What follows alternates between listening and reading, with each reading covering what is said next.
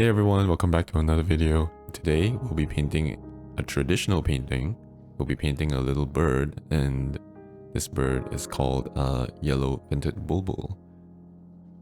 This will be the reference picture that I'll be using for today. I actually took this picture myself and I'm pretty proud of it.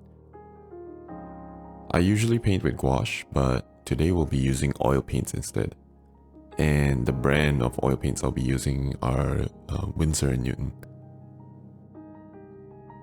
I don't actually have a lot of experience with oil paints. I'm still fairly new to the medium and I'm still learning as I go along. So yeah, bear with me. Don't expect any super high level painting here. This painting took about 4 hours to finish.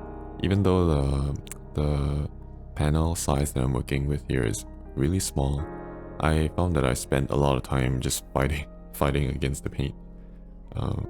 Still getting used to it. So you can see here that the panel that I started with is already toned.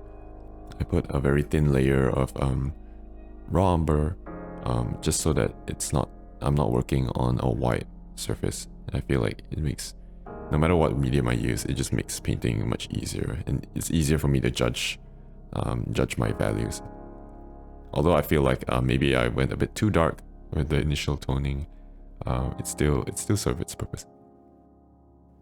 I started the whole thing off by laying in some line work using just a very dark color and a really small brush. I just wanted to outline the proportions and the shape, overall silhouette of the bird.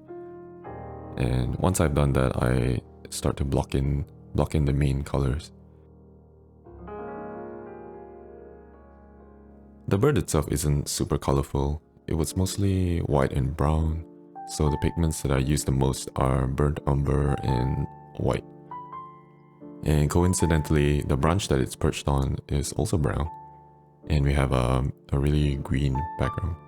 So it's kind of unusual. I don't think I've worked with this kind of color palette before, where the main colors are just green and brown. But yeah, I decided to just stick with sap green and burnt umber for most of the painting. So you can see here I've already mostly finished all of the blocking in.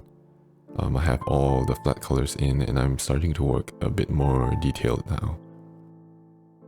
The brightest part of the painting is going to be the bird's face, and the darkest is going to be the eyes and also the part where its feet meets the branch. I've already went ahead and put in some of the texture on the branch itself and within the body of the bird.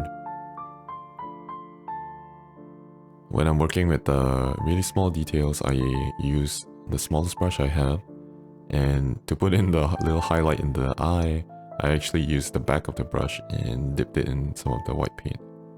Because I feel like I had more control with the stiff end of the brush as opposed to like the soft bristles. And here I'm adding in some hue variations in the background. I feel like it's a bit too boring at this state, so I had to put in some interesting shapes and brushstrokes. I was tempted to kind of leave the painting here. I was actually feeling kind of stuck and I didn't know what else to do, because I feel like the bird itself is pretty much done, but it feels like there's still something missing from the painting. I kept trying to detail the bird even more because I thought that was what was missing, but I'll soon find out that the background is really the issue here. So to address the issue, I try to create more contrast by darkening the side of the background that's against the light side of the bird, and I try to lighten the side that's against the dark side of the bird. And initially, I didn't want to paint in like these specular highlights in the background because I felt like that was more of like a photographic quality as opposed to like a painterly quality.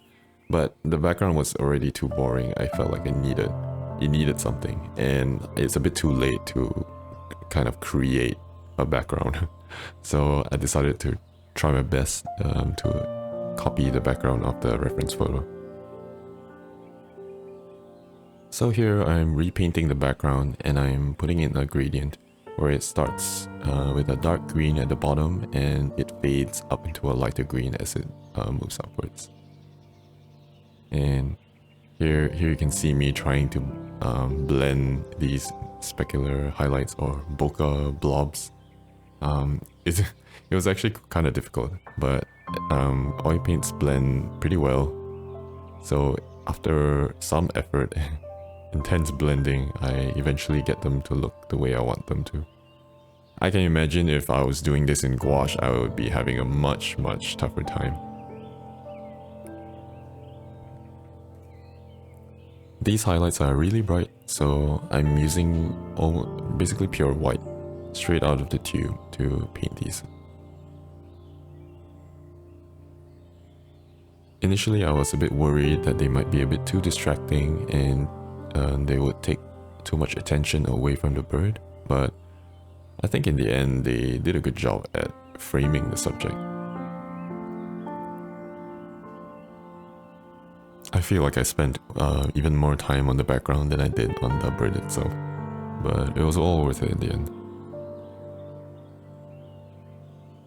I keep adding bits of brown and green into the background to try to get them to match the color in the reference photo.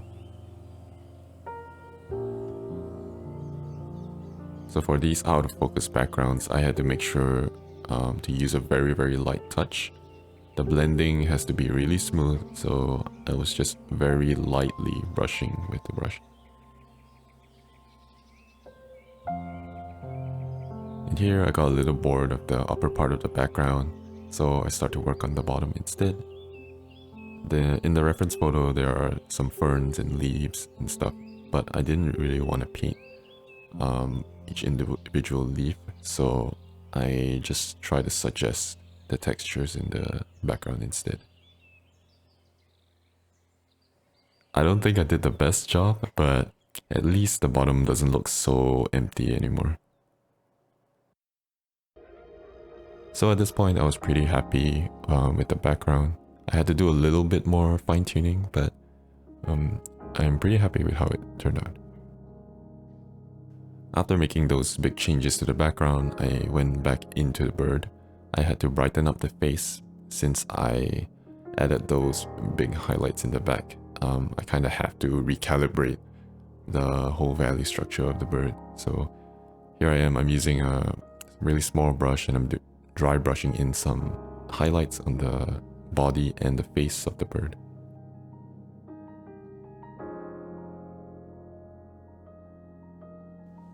Since we're almost done, I made sure to step back from the painting and the reference picture to try to determine what else is still lacking. And from there, I would just make these small changes to get them to look correct.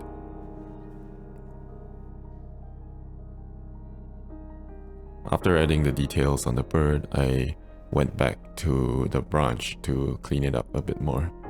I noticed that the area between the bird and the branch wasn't dark enough, so I made sure to add some more black. And in the reference photo, I noticed that there were many different hues in the branch, and I wanted to put some of that in. So I added some greens and browns and darker colors and different values to make sure that it looks a little more interesting. And with that, we're pretty much done with the painting. I hope you enjoyed watching the painting process, and let me know what you think down in the comments. If you want to see more oil painting in the future, which I definitely plan to do, hit the subscribe button and also leave me a like, because that will really help me. Thank you so much for watching again, and I'll see you next time. Bye bye.